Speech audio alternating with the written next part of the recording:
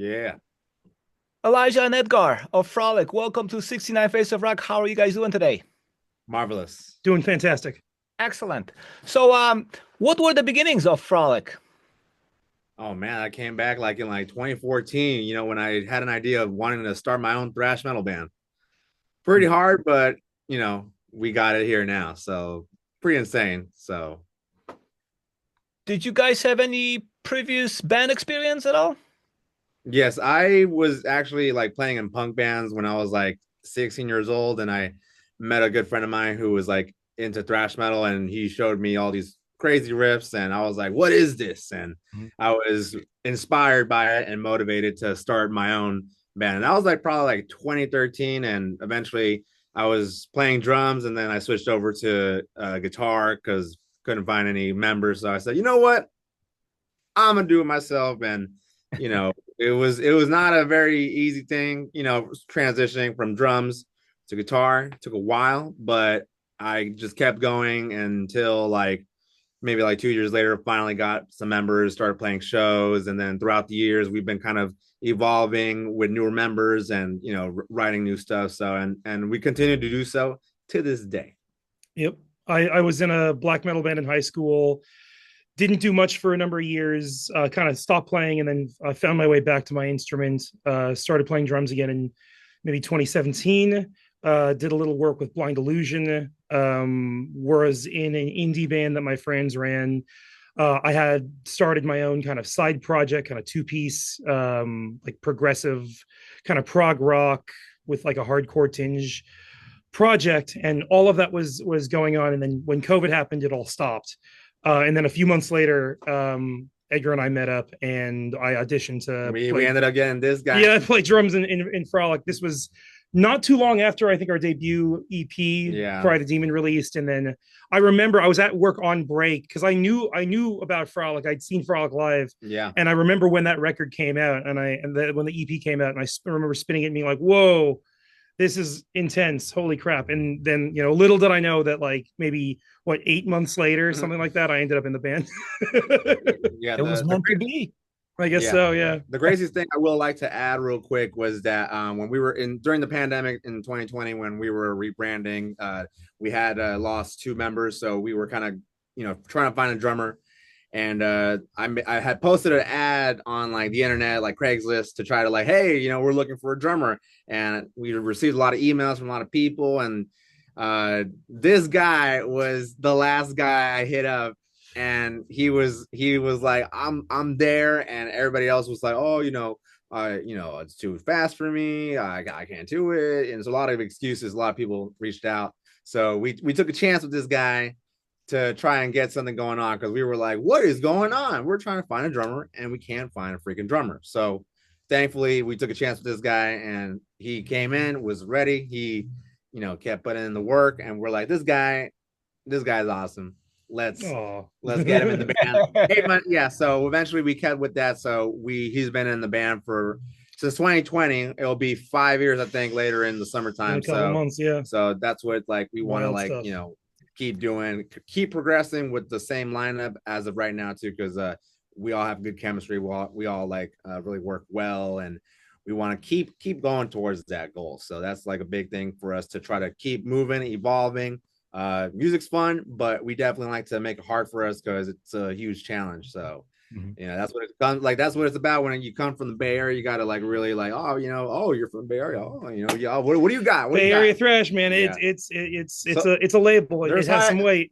high expectations, but I feel like it's really important to just stay within that. Just Yeah. keep driving for the best. Now, was there a concept behind this band or a guiding idea as to what kind of a band you wanted to be when you formed? Oh man, all I knew was that when I started it, it was like it's got to be thrash, and that was kind of like in the beginning, though. Obviously, now it's been a little mixture of death metal, like we got like groove metal, so I mean, we all listen to all kinds of different music, so we don't really normally stay to one thing, but it's always kind of like thrash oriented, it's Yeah. always kind of towards that realm of thrash. So I feel like I listen to all kinds of stuff, so for me, I try not to like be closed minded or whatever, but I normally just try to listen to everything with an open minded ear, and if I could pull something from that, I'll bring it into the band. But as far as the concept, just mainly always kind of been about metal, and that's kind of how it's been for me. I mean, as far as the concept, just like for me, just wanted to play metal. I just thought it was the coolest thing I have ever seen, and the most insane thing because you see guys like playing ding, and you're like, what? What are you doing? How do you do that? I'm like, I want to do that. And yeah, I mean, that was kind of like what I wanted to do with that. As far as concept, I just knew thrash. Yeah, I think some kind of a guiding principle that we did on our 2022 release, Fusion of Spirits, which is the first one that I did, and with material that we're working on now, is just like, and you can kind of see this reflected in our live album that we just put out on the 7th, is like how many different interpretations can we make while still kind of feeling like Bay Area thrash, and like even if we're pulling like a certain kind of musical motifs or like things out of music theory that you don't see with thrash metal per se, but we're packaging it in a way that still feels thrash. I think that's kind of like one of the things that kind of guides us. Totally. Obviously, we met the two of you. Can you introduce the other members in the band and what are their respective roles? Well, Lenny Real Steel, who he joined us like in September of 2022, and he's a lead guitar player, rhythm guitar player. And then we got Zach Kufeld, bass guitar, and he is probably like the most insane bass player. You got to see this guy. You'll see him tapping on the bass guitar, and you're just like, what? I want to do that. He's very much on that tech death vibe, and it's just like, to me, I love that because like the four of us all have slightly different ideal flavors of ice cream.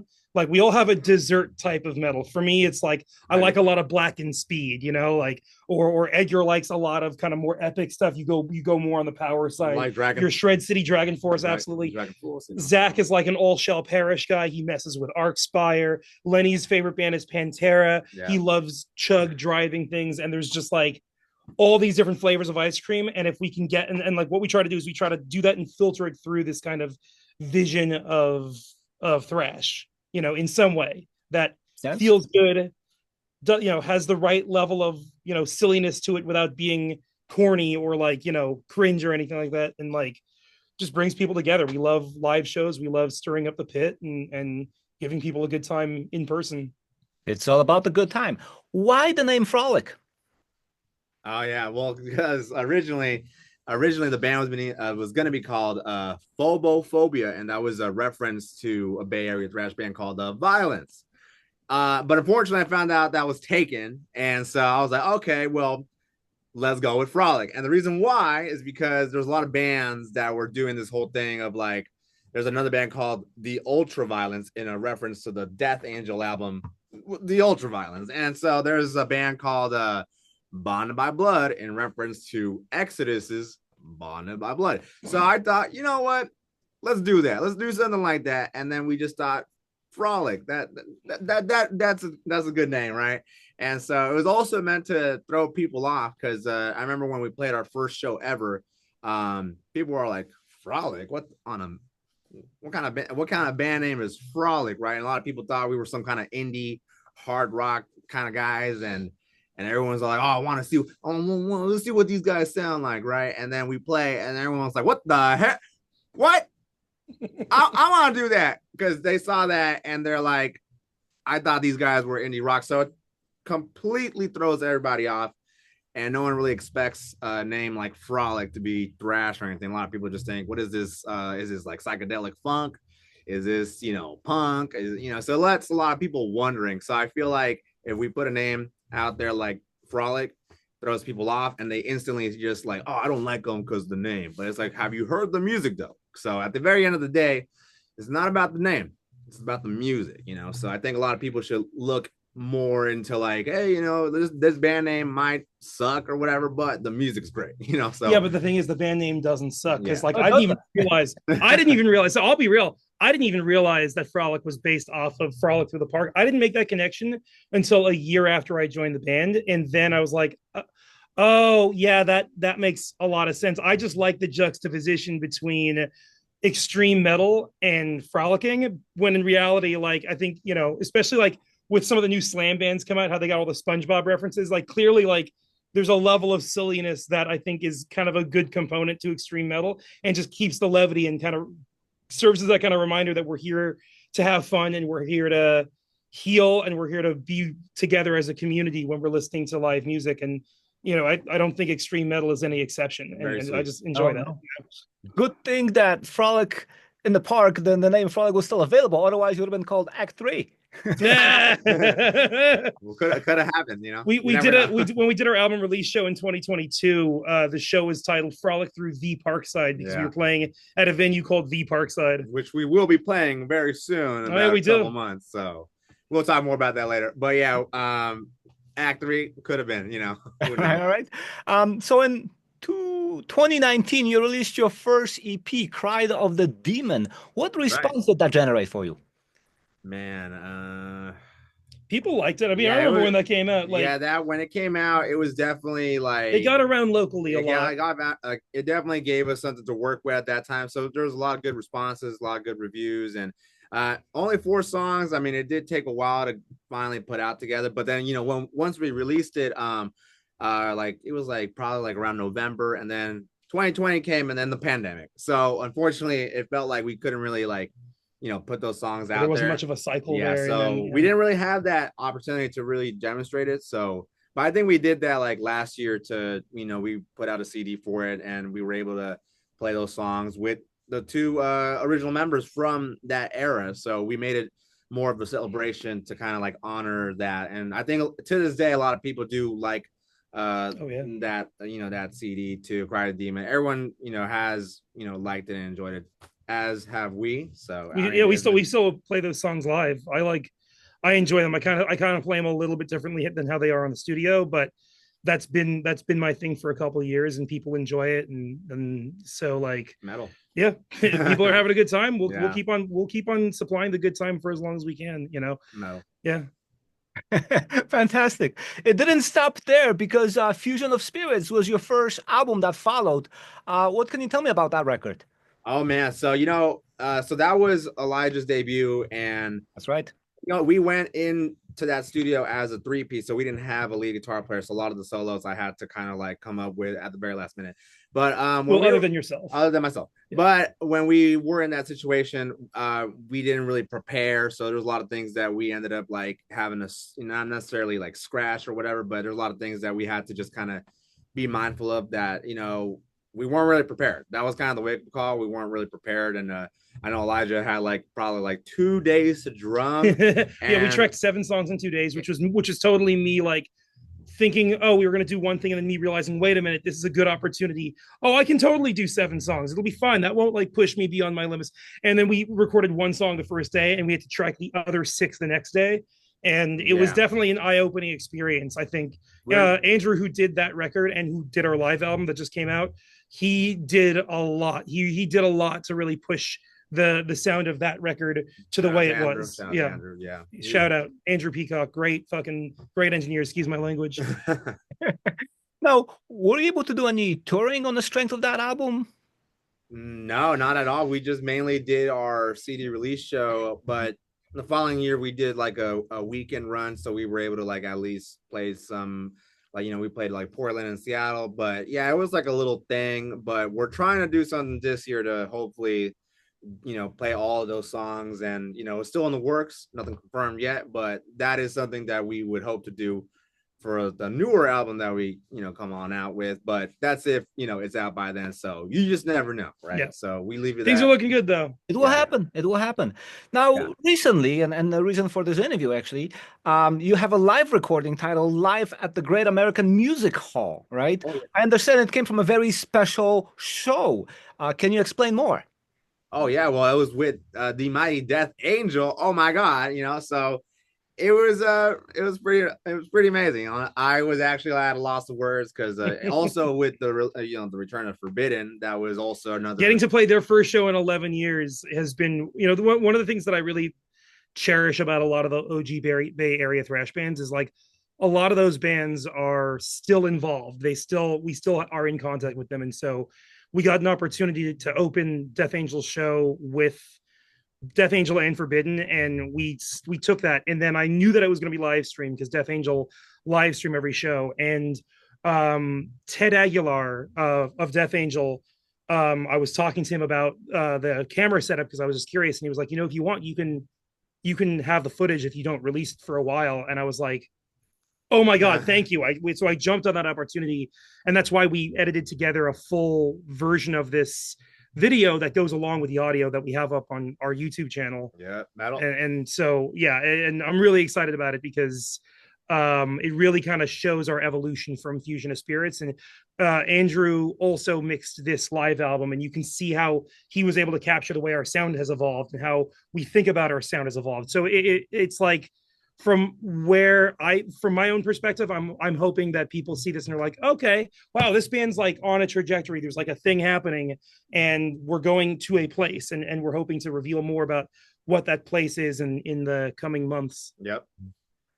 Would you say Frolic is generally more of a live band, or you feel much better in the studio? I think live for sure, yeah. because I think, you don't have to go through like a lot of takes and stuff like that when it comes to recording. Recording is more like you got to be on point, and then when you're playing live, you're just like, but we're gonna do whatever we want. Yeah, it's like anything goes. If I didn't practice, I didn't practice, but we still gonna perform. We're gonna perform. We're gonna put smiles on faces. So, we're gonna give people a good time. I try to upload as many live sets that we've done to our YouTube channel as possible. We have like a multicam situation that we try to record our shows, and we do that for every show, even if we don't publish it, because we like to study our own performances. It's like tape review. It's like a like film study, like they do in football. Like, we just want to be the best we can be on stage, and I think that's allowed us to really grow as a band. Just like in the 5 years that I've been in the band, I feel like everyone has just like leveled up multiple times, and that makes it really fun to be in this band. It makes it really fun to play for people. And definitely live though. Definitely. Oh yeah, we love live.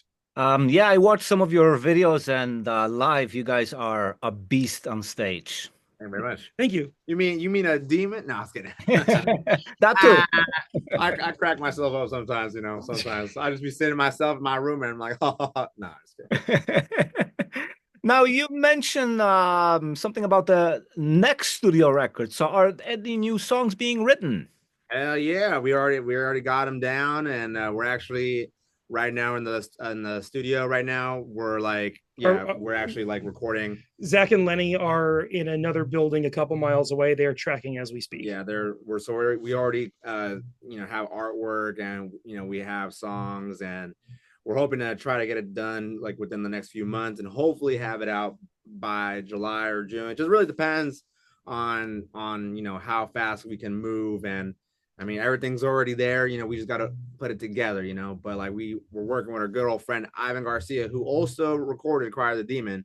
So we wanted that, classic, sound, but also like that modern twist to it. So, going back with him has probably been like the best, because he's been pushing us right now. So you're going to be hearing a new Frolic album very soon. So, and what direction is it taking? Well, I would say it's still going to be in the realm of thrash, but it's still going to be like, more, probably on the more technical more side. epic, and a lot more cleaner sounding. I think the last album we had, Fusion of Spirits, it was definitely a lot more like old school sounding, and a lot of reverb on there. I mean, we love reverb, but it had more of like that classic 80s sound. And this time around, we want to do a more like modern twist, like Revocation, Black Dahlia Murder. We have all kinds of record. Yeah, we all have like all kinds of like inspiration. Zoff, if you're familiar with Zoff. Yeah, like we're all over the place right now, but like as far as how it's gonna sound, it's gonna be epic. It's gonna be a lot of cool moments that are gonna feature a lot of amazing captures, insane drums, incredible basses. So we're trying to really push the potential that we have right now to the limits right here. So just the chance to have us to continue to grow when it comes to the next one that we'll be recording, that we're already like thinking about the next album right now. So, but we're trying to just focus on this one right now, because we're actually like this whole week we've been recording, so we're like been focusing on that right now. But yeah, I'm really psyched. There's a lot more. I'm putting like on drums, I'm pushing myself farther than I ever thought that I would have been able to do when I joined the band. And that's kind of part of my mindset, is I want to keep things in the pocket. I was brought up a jazz drummer. And then I switched like in middle school, high school, but like I did a bunch of jazz originally. So I enjoy pocket, I enjoy feel, but I'm pushing myself on the double kicks. I'm pushing myself in terms of fills. I'm pushing myself in terms of blast beats. So we're trying to be like a multifaceted package. And the same kind of technical complexities could be said about what we're doing with guitars and vocals and bass and all the little dynamics that make a record come together. So yeah, I'm feeling pretty good about where we're going. Yeah, outstanding. Outstanding. Now, what lyrical themes are you guys exploring in your songs? Ooh, oh my God, I can tell you it's a lot of kind of spans the gamut. Yeah. Oh my God, you don't get me talking right now because it's literal nonsense. It's literal nonsense most of the time, but it all depicts a storyline, you know. So mainly we're just trying to be more like conceptual storytelling kind of thing. But we're also trying to throw in a double meaning in there, right? So we're actually talking about one thing, but we're really like, oh damn, could be something else. Could be a multitude of different kind of themes that you see in thrash. There's stuff about, authority. There's stuff about mind expansion. We have kind of a teleportation. We got alien invasion. We got an alien invasion song. Transporting through a different portal, going to a different dimension. We like to think of it like that because I think it really takes you somewhere.